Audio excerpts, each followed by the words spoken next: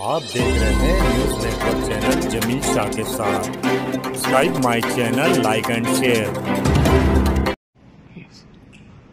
नमस्कार, माझं नाव श्रीकांत यशवंत दिवरे, पोलीस अधीक्षक, धुळे जिल्हा।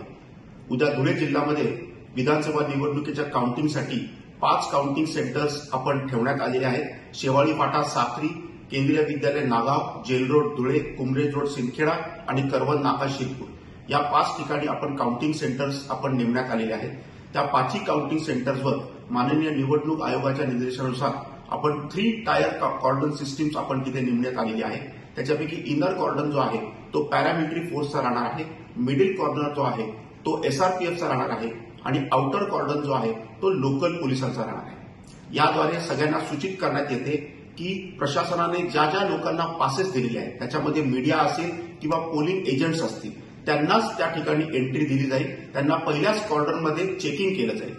आपल्याला हेही कळवण्यात येतं की काउंटिंग सेंटरच्या आतमध्ये कोणताही मोबाईल फोन नेणे अलाउड नाहीये।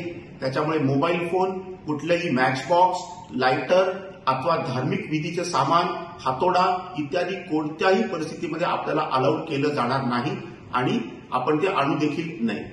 2 दिवसापासून संबंधित काउंटिंग सेंटर्सची बॉम्ब डिस्पोजल चेकिंग देखील सुरू झालेली आहे, डॉग स्क्वॉड चेकिंग देखील सुरू झालेली आहे आणि प्रत्येक काउंटिंग सेंटरवर आम्ही डीएफएमडी म्हणजे डोर फ्रेम मेटल डिटेक्टर्स आणि HHMD hand held metal detectors हे देखील आम्ही ठेवण्यात आलेले आहे, जेणेकरून कोणतंही मेटल अथवा प्रबंधित केलेली गोष्ट आपल्याला आत नेता येणार नाही।